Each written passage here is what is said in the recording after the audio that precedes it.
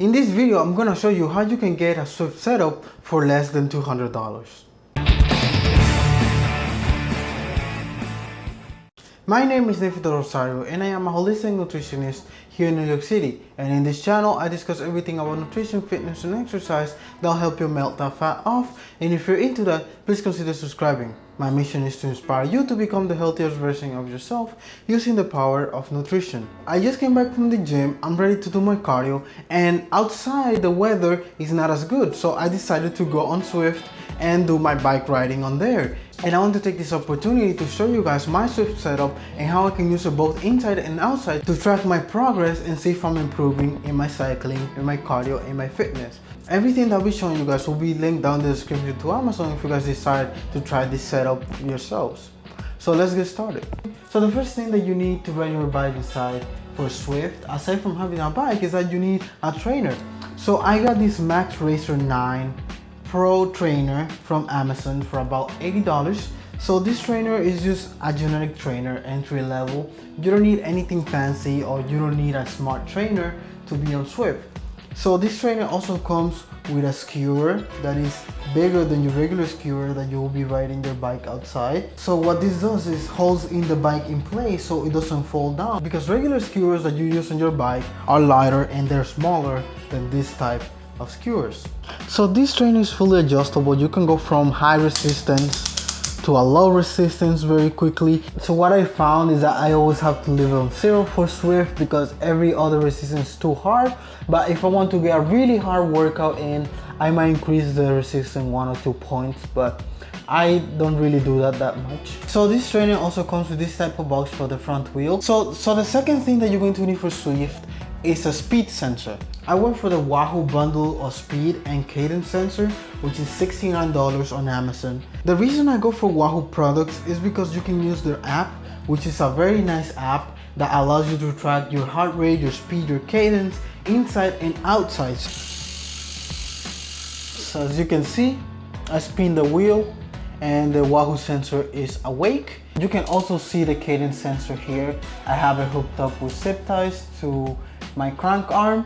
A quick tip I have for Zwift is that when you are adjusting your back wheel, make sure it's pumped up to the right tire pressure, and you want to spin your wheel and you want to tighten the back until it doesn't spin anymore. So keep spinning it and tighten until it catches, right? You don't want it to squeak like that. You want to tighten until it doesn't squeak anymore, and I think that's good. That's a good resistance. Now that we know what we need, let's go into Zwift so I can show you guys how you guys can set up every single sensor so you guys get the most accurate power reading and the best performance so you guys can win some races online. So we are on Zwift, you guys. So the first thing that you want to do is start pedaling your bike, because you want to wake up every single sensor that you have on your bike, and if you don't pedal, the sensor is just gonna be off, right? So the first thing that you want to pair is your speed sensor. So what you're gonna do is you're gonna stop speed sensor, you're gonna pick your speed sensor, you're gonna say okay, then you're gonna go down, and with this generic trainer, all you have to do is pick other non-listed trainer, right? So for the cadence, you're gonna tap cadence, you're gonna pick your cadence sensor, and you're going to say okay, and your cadence is there now. As you can see, already going 9 miles per hour. My cadence is showing. I'm also using a Wahoo heart rate monitor. You don't need it, but I'm gonna leave it down in the description because I recommend it. It works really well. We're connected to Zwift, so all we have to do is click on let's go, and we're gonna ride on New York. I'm from New York. I like Central Park. Central Park is a great place to ride your bike. And we're going 30 watts, 40 watts. So what I found is like the wattage is a little bit low and you might be on a harder gear, but that's not a bad thing because you're gonna get used to riding on a harder gear. And when you go out, you're gonna be really good at riding on a hard gear because you got used to it inside. So when you go outside, you're gonna be way faster. And the cadence sensors outside and everything's great. You can use them inside. And that's how you do Zwift on a budget. Hey, I'm climbing, boys. Come on, boy. 300. Hit 400 watts? No? Okay. So there you have it, guys. That's how I ride my bike on Zwift when it's nasty outside, when it's winter, when I can't go out.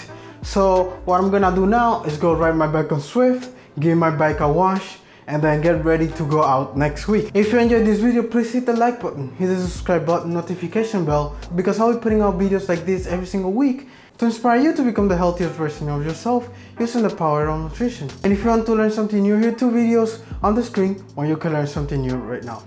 I love every single one of you.